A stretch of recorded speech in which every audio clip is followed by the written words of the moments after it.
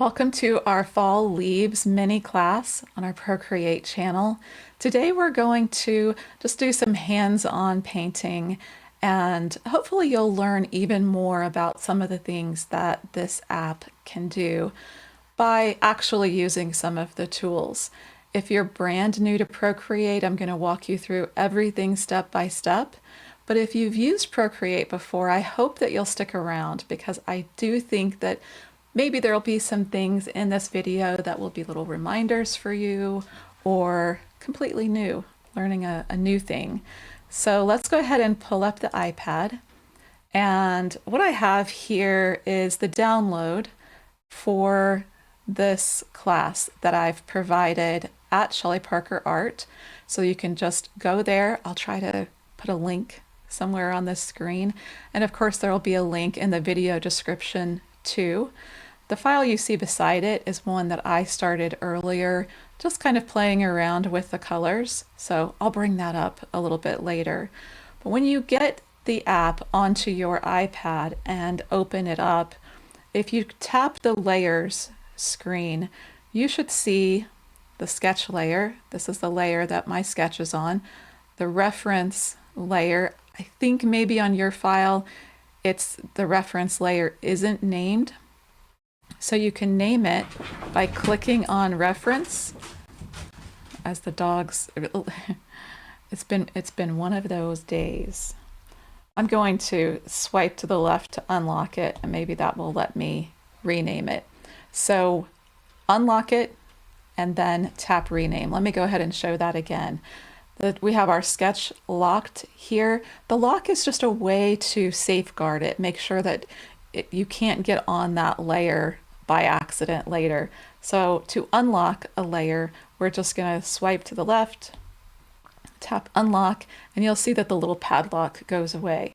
So to rename your reference, once you have it unlocked, tap it again, rename will come up, just tap that, and you can type whatever name you want to.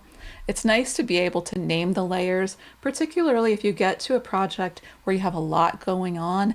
It's nice to be able to keep track a little bit easier. It's just kind of an at-a-glance look. So what we're going to start with is actually bringing this reference image in to your camera roll on your iPad. And by doing that, it will allow Procreate to see the reference image and be able to pull it up in our reference screen here on the iPad. So the first thing I want to do is go ahead and turn off the the sketch. I don't want it to show on the screen, because what I'm going to share to the camera roll will look exactly like what the screen looks like. So we can go to our wrench tool and then go to share. So you can see that share is now blue and activated. And I'm going to share a JPEG. It's going to say that it's exporting, and then I'm going to click Save Image. By doing that, it has transferred that to your camera roll. So now if we go again into the wrench, if you already had it open, that's perfect. And we want to go to Canvas, and then we're going to turn on the reference image. So this is the reference screen, and it's a way for us to be able to see the reference image while we're still working on our file. So at the bottom of this reference box, it gives you the option of canvas, image, or face. Right now, it's showing what's on my canvas. So if I turned this off over here to be able to work on our sketch, you can see that the reference image is not there anymore. So we want to choose or activate image, and then we're going to import an image, and we'll import that image that we just uploaded to our camera roll. Now we have it set here. I wish that the resolution was a little bit better so that it didn't look so dark. I wonder if no, that doesn't really help.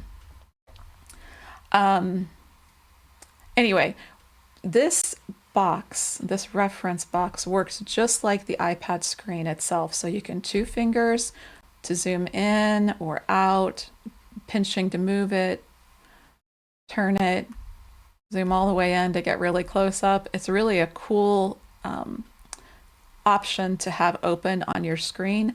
You can also resize the box by grabbing at some corners. It's a little bit difficult to manage sometimes, but just keep playing with it until you get it the way that you like it. It's kind of a fine line between having it big enough that you can use it, but not having it so big that it takes up too much space on your work area. So let me think. What are we going to do next? So now that we have that here, each time that you pull this up, if you work on it over multiple different sessions, you'll be able to still see it here. Let's go ahead and go to our layers here. So the two boxes, the stacked boxes that are our layers, the very first thing that you want to do is adjust the opacity of this layer just so we can see it a little bit better. When I saved it for you, I had the opacity reduced. So it's a nice thing to learn here where that is. Each layer has its own opacity that you can adjust. So if I go click on this little N, you can see that I'm still on the sketch layer. You can see my opacity is all the way down to 31%. I believe yours will be saved that way too. Let's just go ahead and put it all the way up to the max. This N, by the way, just means it's the normal blending mode. That's usually the mode that I work in.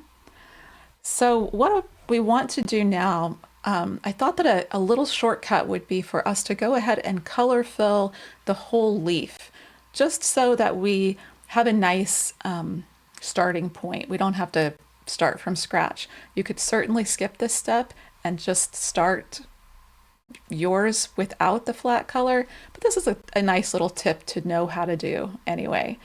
So the first thing that we want to do is tap on this sketch layer. It's already selected, so we just have to tap it once. And I want to come down and click reference here. When I do that, you can see that reference is highlighted here. So that is just telling Procreate that that's the layer I want it to be focused on.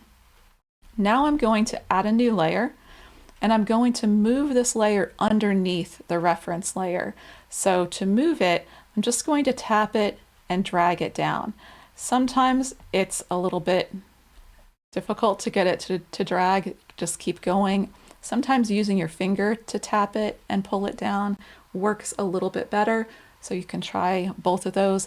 It seems like Procreate did an update not very long ago, and for some reason in that update, that move got a little bit more difficult. So now what we're going to do is use our color picker to find a color that we want to fill our leaf with. And what I'm basically looking for as I look at the reference photo is just what color do I see most? What color will really give us a good base to start? So I'm just going to use a finger, tap and hold to turn on that color picker. And I'm just going to move it around until I find the color that I think I want to have as my base. Once I let go, it automatically puts that color up in our color picker, this little color circle. If I tap that color circle to open it, you can see where that color is on the classic view. I have the classic view chosen down here at the bottom. So with the classic view activated, this is the screen that you'll see. Whenever you choose a color, it's nice to come into this screen and get an idea of where it's falling. A lot of times when you pick a color from a reference image, it can kind of gray it out. It can kind of be low on this little area. We can adjust it by tapping on that circle and dragging to a different area. So that's a good way to adjust your colors. So let's go ahead and bring that in. We'll make sure, just check our layers again. We're on this empty layer, the layer that we put below our sketch. And by the way, I didn't point this out earlier, but this bruni with the pencil, that's actually the pencil that I used when I made this sketch for this file. And I just included it in that layer name because sometimes if you come back to a piece later and you want to make some edits, sometimes you just have no idea what brush you used. So whatever we can give ourselves to help us if we do 3 years down the road want to make some adjustments, they're just nice little additions to have. So let's go ahead and do the color fill. What I want to do is tap on the color circle and drag it in.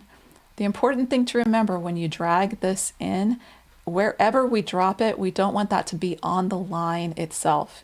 If we drop it on the line, it will try to color fill those lines. So I'm going to tap and hold and just drag it in. I still have my Apple Pencil down on the screen. I haven't let up. And that's because I might want to adjust the threshold. You can think about the threshold as the tolerance of how well it's going to fill. So if I drag it to the left, you can see that it kind of reduced the area that it's filling. If I drag it quite a bit to the right, you can see that it fills the whole screen. That's not what I want. So I'm going to just, with my pencil still on the iPad, just adjust that until I get it right at the point where it's filling the leaf, but not the background. So about there. Now, when I come back in to turn off my sketch, if I just click back on the image, you can see that I have just a nice image without all of those pencil marks to deal with. The reason that that helps us is if I had all the pencil marks on, at the end of this piece, I would have to come back in and do some cleaning up and get rid of those. It's kind of fun work to do. I usually don't mind, but I thought I would show you guys the correct way to do it so you're not having to deal with that original sketch. So we have our reference image already on the screen. We have our sketch that is just color filled on the leaf itself, and we're ready to start painting. So I think that what I'm going to do is probably just focus on one area for this video, just to show you how I would go about picking some colors and how I would start this process. If you want to see the whole painting, everything that I would do as a full class, let me know. I'm happy to do that. I just want to start practicing a little bit with you. And while I talk about practicing a little bit, I want to encourage you as you start a piece like this, even if you're not exactly sure it's going to be anything that you'll ever use on any digital art piece that you make, it's good for us to start out thinking of it as a masterpiece, because I've done that so many times.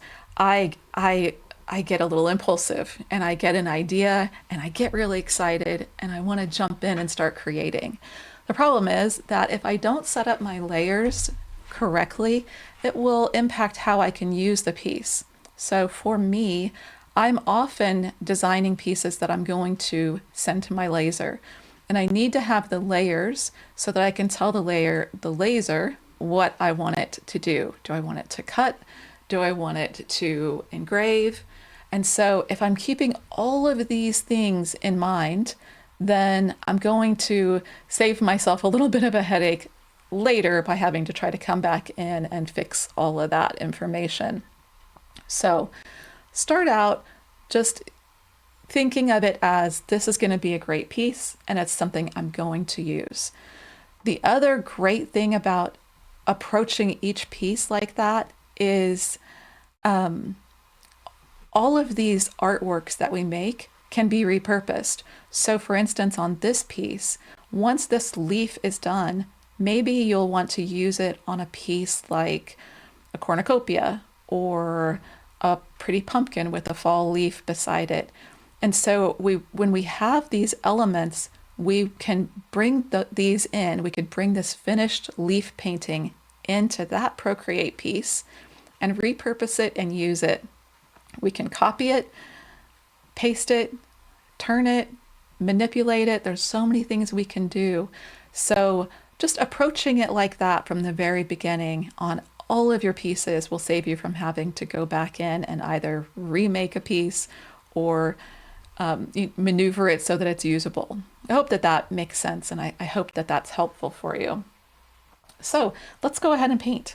Let's have some fun. I'm going to go ahead and go to my brushes tool.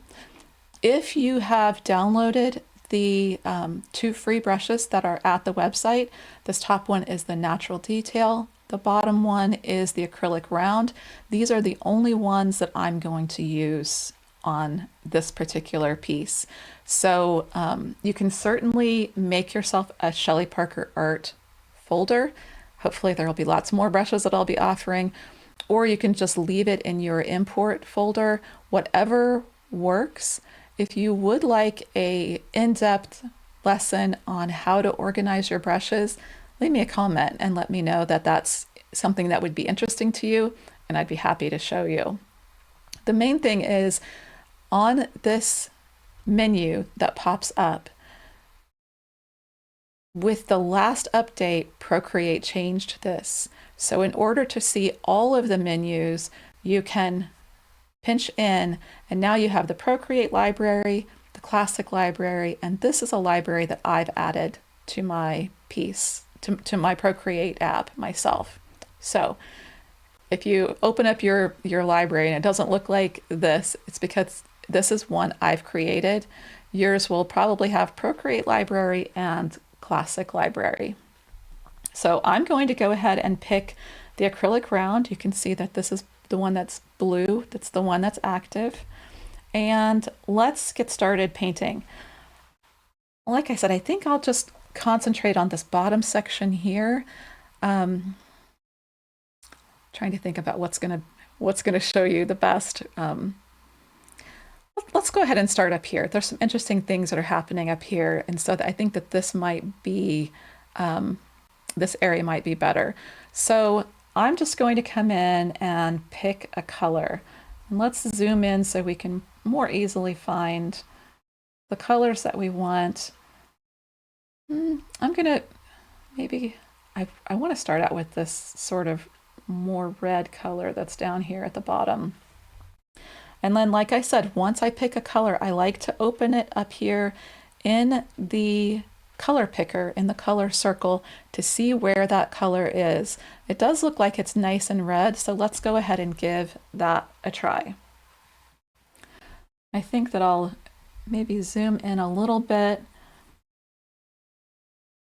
just so you can see. Remember, when you start to paint with these brushes, the first couple of strokes that you make, you're really looking at those to see if it's the right size. You want to pick a brush size that's big enough for what you're doing, but not too big that it's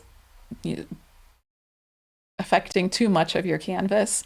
So it's a little bit difficult to get into that sweet spot and find just the size that you are looking for. But in general, we want the brush to be big enough that the strokes that we're making aren't too sketchy or aren't too distracting. So I'm just going to come in and start to add some color. I'm using very light pressure on the brush. If I push down harder, I'll get a more color on the surface. I do want to talk a little bit about this brush. It does have a color jitter built in, and I really like having the color jitter. Let me show you what that looks like. I'm going to press pretty hard and make a stroke of paint, lift up and make a stroke of paint, lift up, and you can see that it just shifts the color just slightly. And I love having that built in. You could see that one here was a little bit more of orange tone. So what that does is just automatically give me a little bit of variation with the values that I'm putting down, and I don't have to think about it too much. I love adding lots of variety. It just adds a lot of interest to our pieces. So if you notice that color shift, that's why. But this brush particularly is very pressure sensitive. So if you lighten up on that end as you get to the edge of your area where you're wanting this color, it really almost acts like a smudger itself. So I'm going to just come up, add a little bit of that here. If you don't feel like you're getting any paint laying down, then just lift up your pencil and put it back down. It's a good idea as you're working, whether you're working with a paint, the brush tool, or if you're working with the smudge tool, try to pick up the brush often and set it back down often. Because if we work for a long stretch without lifting up our pencil, then when we two-finger undo, it's going to undo a big chunk of what we just did. So by lifting and laying down the pencil often, you can just control that undo a little bit better. So this is just really rough, just picking out some of the areas where I think, you know, I want to add some of that more red color. Because this is this brush is intended to be very painterly, you'll see some of that distortion around the edges. Just lighten your pressure and go over it. You can also handle that with the smudge tool. So you can come back in and smudge over that area. Generally, because this layer has the orange on it and the red that we're adding, it's that layering of colors that will affect that a little bit. So let's go ahead and shift to another color. Let's come in and choose this green. Again, once I pick a color, I like to look at it. I think I'll just leave that one there for now. And I'll come in and start to lay in some of that color. I'm going to increase the size of my brush a little bit just so it's giving me a little more coverage. And again, my pressure is very light here.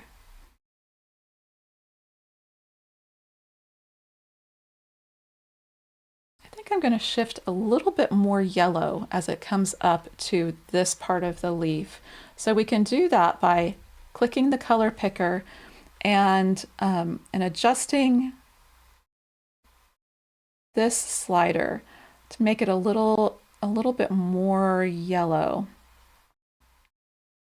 You could do the color picker as well. I just find that the color picker doesn't seem to really, didn't really get it as yellow maybe as I wanted it. I can, again, drag there to adjust that color. I think that a little bit of the bright yellow over here would be nice. And as I'm painting there, another thing that I want to tell you about the brushes is it does make a difference. If your brush is straight up and down, if your Apple Pencil is straight up and down, it's going to make a different paint stroke than if you're more on the side. So let's practice this. And I do this a lot. Every time that I open up a new brush, every time I start to use a brush, I'll come down on a different area of my work surface, of my canvas here, and try it out and see what's happening. So if I push real hard, that was kind of like just a general natural angle of my pencil. You can see the color jitter really well right there. So if I have it really up and down, it doesn't get too thin. Some of the brushes do, but if I lay it quite horizontal against my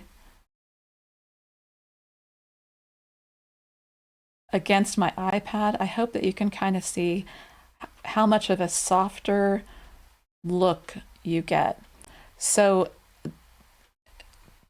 try the brushes out, experiment with them a little bit. The reason that I want to bring up this tilt or laying your Apple Pencil more flat is that for some of these shapes, as we're getting adding in some of these softer areas, it might be nice to use the pencil more laid down on the surface. So, so just remember that. Another thing is if we change to the smudge tool and we use the same brush, so this is again the acrylic round, then the smudge tool will behave exactly the same. So let me show you what I mean. We already have the acrylic round picked for our brush. We can see that the brush is active because it's blue here in the menu bar. If I tap and hold on the smudge, you see that you get that little pop-up, and that's saying that it's changed the smudge tool to the same brush that we were painting with. So now with the smudge on and the opacity down, with the smudge tool, I almost always have the opacity quite a ways down. Start out at about half, but that just controls how much this brushstroke is going to affect what we have. So on the smudge tool, if I zoom in, you can see some of those areas that I was talking about. If I lay my brush down a little bit, the size is a little bit small, I'll increase the size. But I can do that same thing by laying my pencil down more flat against the surface of the iPad, and then I get that softer smudge effect that I was talking about. Sometimes on the smudge tool, it's a little bit difficult to see how big the brush is. So just adjust the size of your brush until you're getting the look that you want. So let's look again at this area. I think that I'd like to lay in just a little bit, sort of a more true orange. So let's go. I just kind of picked an area that's a little bit more orange on the reference picture, and then I can adjust it in this window. So to go back, remember, color picking is just touching and holding, and then you can move around to the area of the color that you like. When you let go, it automatically puts that color in this color circle. That makes it the active color that our brush will make. We can tap that color circle and see where it is on our classic view, and I can just drag it to where I want it to be. If I want it to be a little bit brighter, a little bit more of a true orange.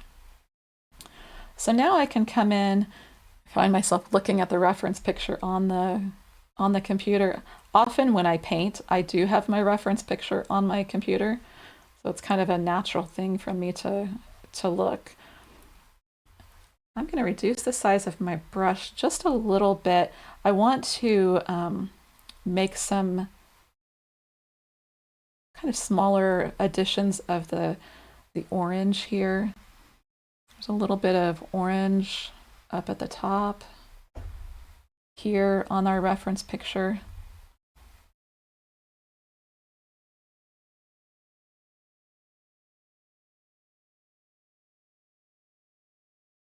And as you're doing yours, you can take your time and slowly build these colors. Add a little bit down here.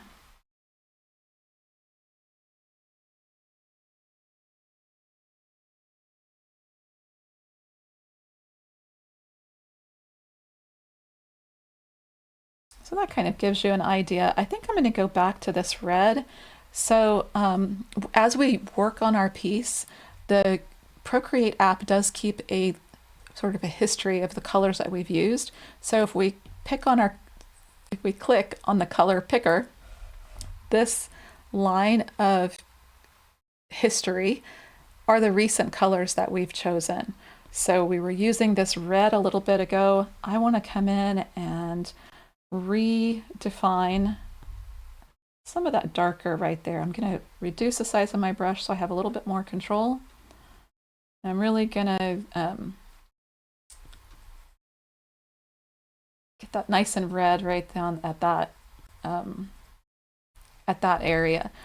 If you are ever having trouble with how much coverage you're getting, if it's interacting too much with the layers underneath of it, you can always add a layer. So it when you click the plus to add a layer, it always adds the layer as a neighbor to the layer that you already had. So on this layer, if I come in to add some color, I get a little bit more of a dramatic effect because it's not interacting with the orange that I had underneath of it. And then if you get that color there and you decide that you want those two layers to be on one layer, now when I smudge it, I do want them all to work together. I just pinch those together to make them one layer again. So thumb on the bottom, finger on the top one, and pinch them together. Now they're all together. And like I said, the benefit of that is when we go into smudge, I can smudge everything that I have on the canvas so far. So I'm actually not on the smudge tool here. I'm still on the brush tool, but just a little bit more on its side and just sort of blending it with the brush itself. Let's go ahead and go to the smudge tool and get a little bit of this, the orange softened in.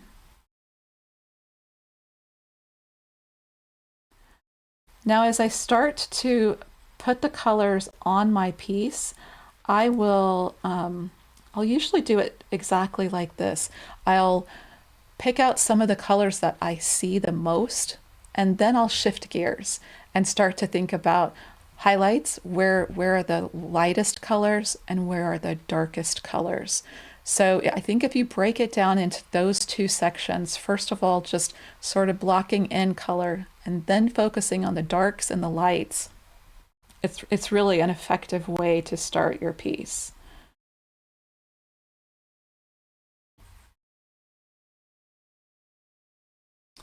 Another thing that I love about studying the reference pictures is you really start to see a lot of things that your eye really didn't pick out initially when you first look at a picture. In this reference image, one of the things that was kind of surprising to me was the pink that you see up here. So if I touch down to turn on the color picker on that pink, you can see the pink pop up. If I let go, it populates in my color swatch, and you can really see how pink that really is.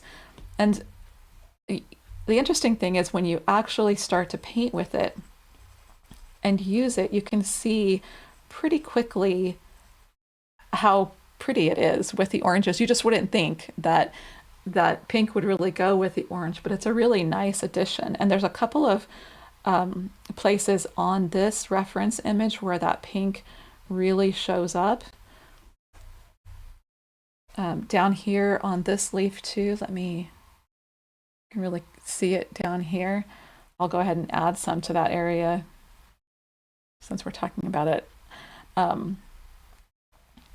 But it's fun to study your reference picture and see what some of those colors are.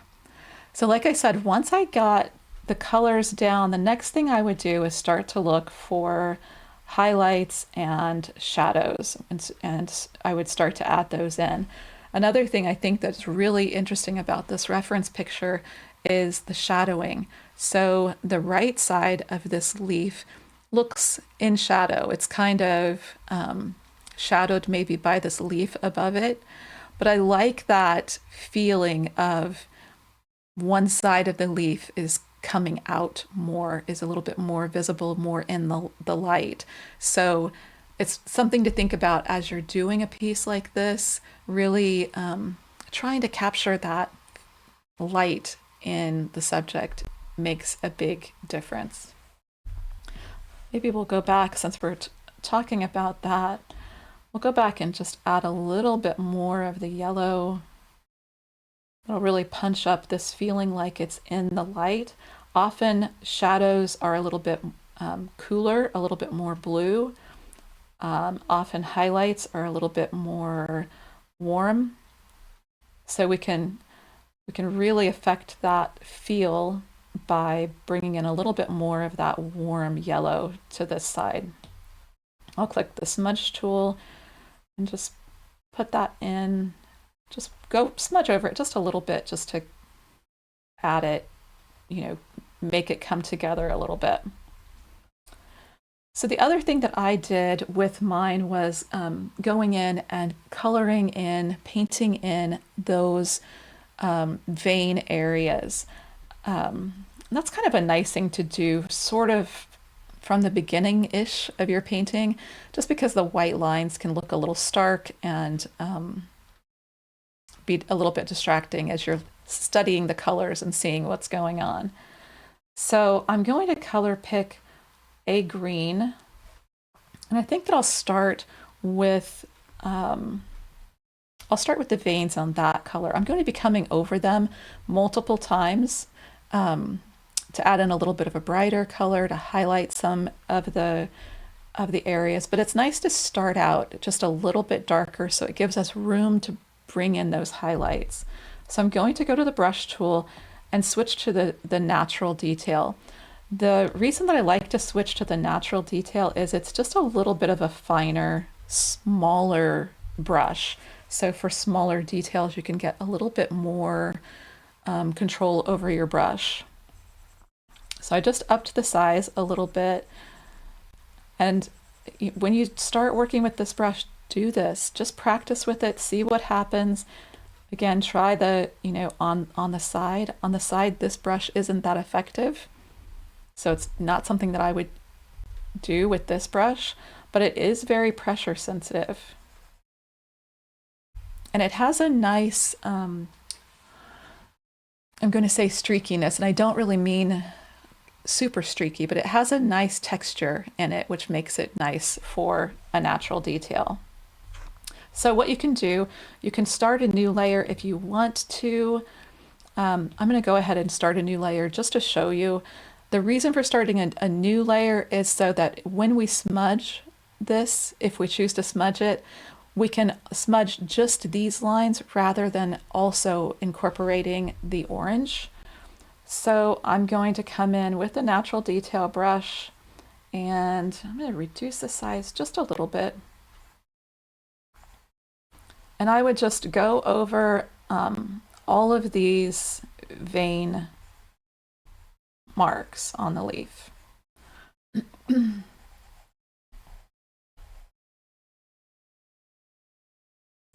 And this is also a good time to go ahead and put it in the stem of the leaf.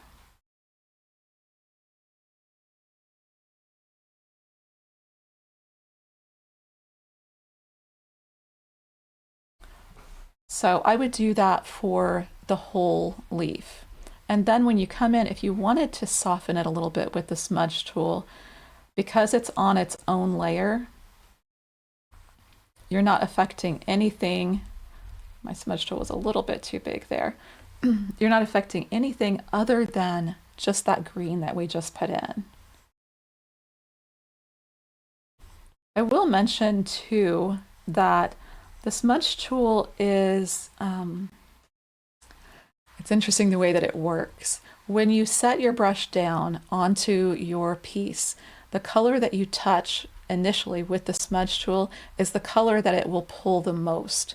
The more you use the smudge, the less that has that effect. But as you're smudging, let me go ahead and go back to the, I was on the acrylic. That's why it was big. As you're smudging, if you put it in the smudge tool in the yellower part of the painting and you start to smudge, it's going to, sorry, I need to move back to the actual orange. So that's again a very good reason to always be checking your layers. I had been working with the veining in this layer 4. The orange is in layer 3. So when you set your smudge tool down, the color that you set the smudge tool in the most in first will drag the most. So if I want to preserve this orange, more, I'll start the brush there and take it out. If I want to reduce the size of that yellow or more orange color, I can start outside of that area and bring this color more into the yellow. So I hope that that makes sense. Like I said, the longer you have the smudge tool down and working, it will start to do both colors more. But initially, that first smudge that you make, it's more the color that you first put your pencil on. So I would, from here, I would go to starting to add in some darks. This piece has, let me go ahead and zoom in again, has some really interesting darks, like on the edge of this leaf over here. We're not working on that area in this video, but I just want to show a little bit what a difference it can make. Go ahead and double check my layers again, double check my brush. I want to move to the acrylic round again. So I can come in and just lightly, almost no pressure, just start to add in some little shadows and details. This leaf has a couple little blemishes. We can add those if we want to, or we could leave them out. And I like that that shadow enough that I might carry it around even a little bit more than what the reference image shows. This is your piece, and the reference image is just there for a help. We don't have to stick to it completely. So, you know, zoom out, take a look at your whole piece, and see the piece and see what it might need. So you can see up here where I just added that little bit of that dark tone, how much it really made that area pop. It really is just really interesting.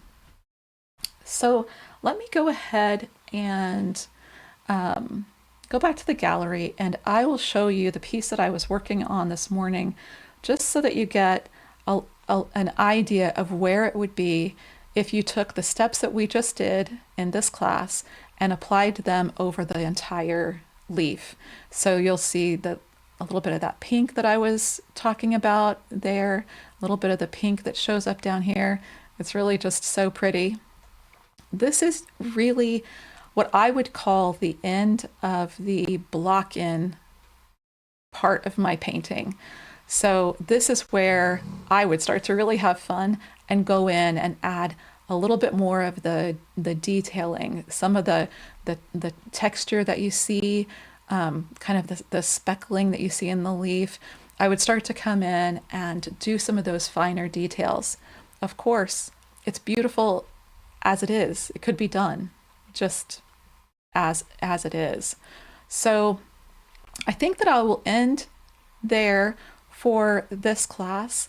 Let me know if you learned anything new in this class and what you think about this little practice that we just did.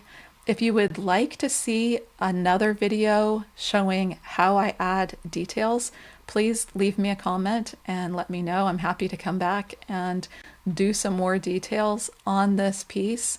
If you like just the overview, I can certainly do that too in the classes.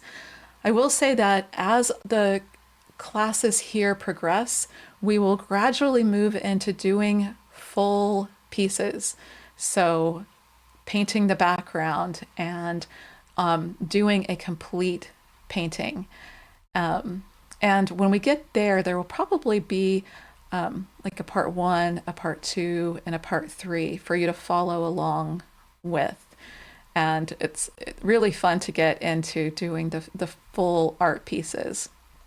But I thought to start, it might just be nice to give a little introduction and start a little bit small so it doesn't seem like too much all at once. So I hope that you really enjoyed the class, and I hope that you will share with me whatever piece that you create, whether it's the leaf that I painted here or one of your pieces. I'd love to see what you're creating and what you're learning along the way. If there's something that is giving you trouble that you're just kind of getting hung up on and you need more help with, send me a message, just comment on this video, and I'm happy to come in and either type a reply that I hope will help, or I can always do a little film clip and show you how to solve any issues that you're having. I'll see you next time.